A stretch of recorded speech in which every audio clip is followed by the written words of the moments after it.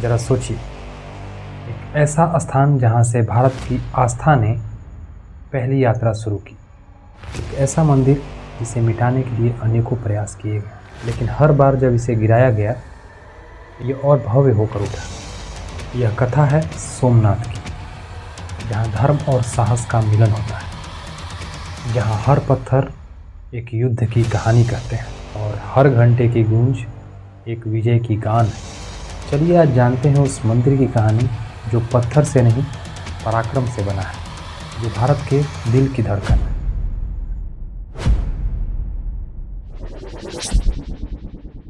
पावन स्थल सोमनाथ मंदिर। सोमनाथ मंदिर जो भारत के गुजरात राज्य के वेरावल शहर में अरब सागर के किनारे है, जो भारत के सबसे महत्वपूर्ण और पूजनीय मंदिरों में से एक है, जो दो संस्कृत शब्दों सोम और नाथ से लिया गया है। सोम का अर्थ है चंद्र देवता, जिन्होंने इस स्थान पर भगवान शिव की पूजा की थी, जबकि नाथ का अर्थ है स्वामी या मालिक। इसलिए सोमनाथ का अर्थ है चंद्रमा का स्वामी। यदि किसी व्यक्ति के कुंडली में चंद्र के कारण दोष बना हुआ है तो इनके दर्शन और पूजा से उसे इस पीड़ा से मुक्ति मिलती है।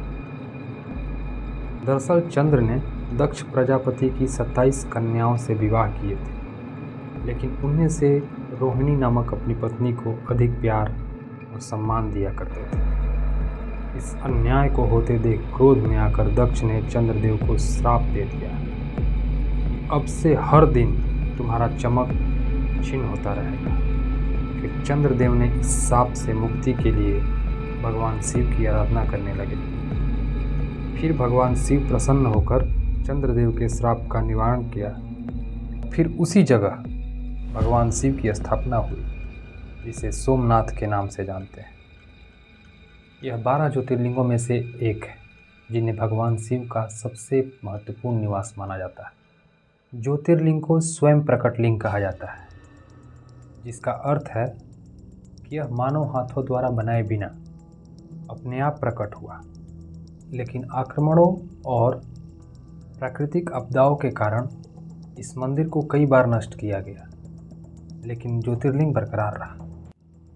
1026 ईस्वी में तुर्की शासक महमूद गजनवी ने अपने सैनिकों के साथ मंदिर पर आक्रमण कर दिया, मंदिरों को नष्ट कर दिया, भगवान शिव की एक बड़ी मूर्ति सहित इसके खजाने भी लूट ली। लेकिन 11वीं सदी में सोलंकी वंश के राजा भीमदेव प्रथम ने इस मंदिर का पुनः निर्माण करवाया। लेकिन फिर 13वीं शताब्दी में अलाउद्दीन खिलजी ने हमला करके उस मंदिर को फिर से नष्ट कर दिया और मंदिर को लूट लिया। इसके बाद 14वीं शताब्दी में राजा महिपाल प्रथम ने इस मंदिर का फिर से निर्माण करवाया और 15वीं शताब्दी में गुजरात के ही सुल्तान महमूद बेगड़ा ने इस मंदिर पर आक्रमण कर दिया और इस मंदिर को लूट लिया।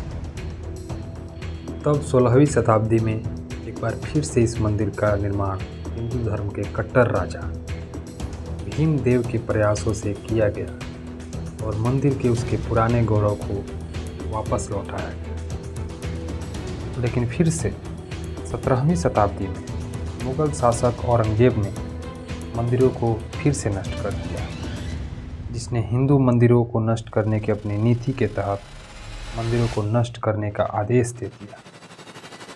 और 20वीं सदी में भारत को ब्रिटिश शासन से आज़ादी मिलने के बाद इस मंदिर का फिर से निर्माण किया गया।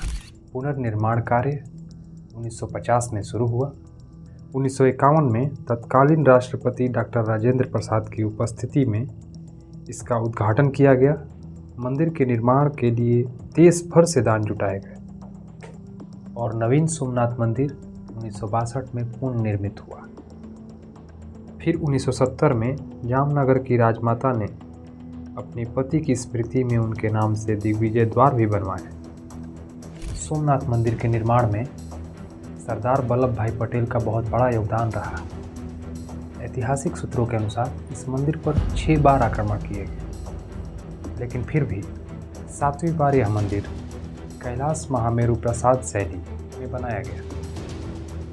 जो गर्भगृह, सभा मंडप और नृत्य मंडप 3 प्रमुख भागों में विभाजित है। इसका 150 फुट ऊंचा शिखर है और इसके शिखर पर स्थित कलश का भार 10 टन और इसकी ध्वजा 27 फुट ऊंची है। वहीं मंदिर के दक्षिण में समुद्र के किनारे एक स्तंभ है। उसके ऊपर तीर रखकर संकेत किया गया है कि सोमनाथ मंदिर और दक्षिण ध्रुव के बीच में पृथ्वी का कोई भूभाग नहीं है। इस स्तंभ को बाण स्तंभ कहते हैं। इसलिए सोमनाथ सिर्फ एक मंदिर नहीं, एक संकल्प है। संकल्प है आस्था का, संकल्प है स्वाभिमान का। हर बार जब इसे तोड़ा गया तो हर बार ये श्रेष्ठ रूप में खड़ा हुआ। इसलिए ये साबित करता है कि विश्वास और संकल्प को कभी कोई मिटा नहीं सकता।